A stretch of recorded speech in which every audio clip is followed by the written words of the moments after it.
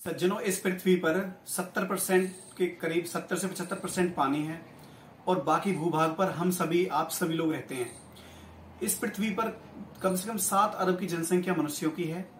इसके अलावा मच्छर, मक्खी, कुत्ते, बिल्ली और अन्य अन्य भिन्न भिन्न प्रकार के जानवर हैं। एक एक गांव में इतने इतने मच्छर हैं कि जितने पूरे पूरे संसार में आदमी भी नहीं है।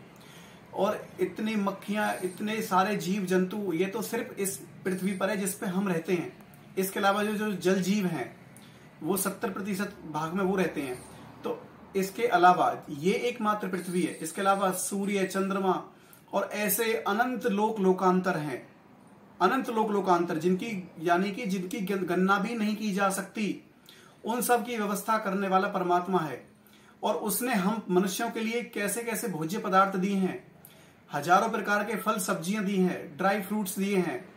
इसके अलावा कई सैकड़ों प्रकार के अन्न दिए हैं। ये सब हमारे लिए दिए हैं। और हम मनुष्य क्या करते हैं, परमात्मा की भक्ति के लिए विशेष किसी दिन भूखे रहते हैं, या भक्ति भाव में आकर के हम परमात्मा को भोग लगाते हैं। उसकी किसी प्रकार की छवि बना लेते हैं या कोई मूर्ति बना लेते हैं और उसको हम दिन विशेष पर और एक समय विशेष पर भोग लगाते हैं।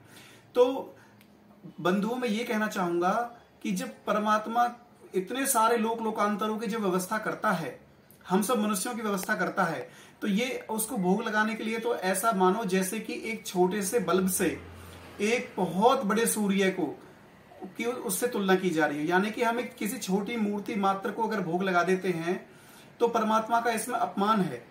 ये भक्ति नहीं है, ये अपमान है। क्योंकि वो परमात्मा हम मनुष्यों की तरह एक तो शरीर धारण नहीं करता।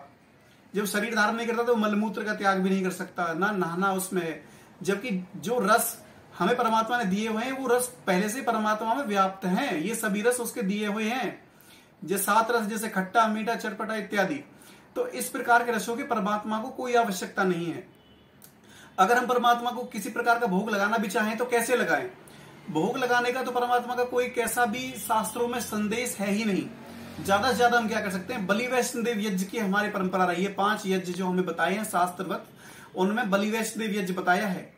तो उसमें एक सृष्टकृत की आहुति हम यज्ञ के बाद भी देते हैं। माताएं बहनें अपने घर पे चूल्हे अंगीठी में जो खाना पकाती हैं, वो कुछ मिष्ठान या कुछ अन्न को मिला करके थोड़ी थोड़ी आहुति उसमें लगा सकती हैं सृष्टकृत के मंत्र के द्वारा। जिनको सृष्टकृत का मंत्र नहीं आता है वो गायत्री मंत्र से भी उसको लगा सकते हैं। बलि वैष्णदेव यज्ञ वो होता है जैसे जो भी हमारे ऊपर जीव निर्भर हैं उनका पूरी तरह से भरण पोषण और पालन करना, ये बलि वैष्णदेव यज्ञ के अंदर आता है। इसके लिए हम अन्न को और कुछ मिष्ठान को हम यज्ञ में आहुति देते हैं। इसके अलावा कुछ आंच पर, अग्नि पर थोड़ा सा रख देते हैं, जिससे कि उसका कुछ कुछ भाग यज्ञ के माध्यम से वातावरण में जाए और अन्य जीवों का भी कल्याण हो। तो इस प्रकार के भोग लगाने की व्यवस्था शास्त्रों में हमें बताई है।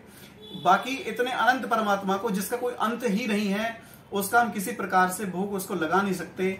अगर हम उसको इस प्रकार का भोग लगाते हैं तो हम उसके लिए बहुत बड़ा अपराध कर रहे हैं, हम अन्याय कर रहे हैं। इति ओम सम।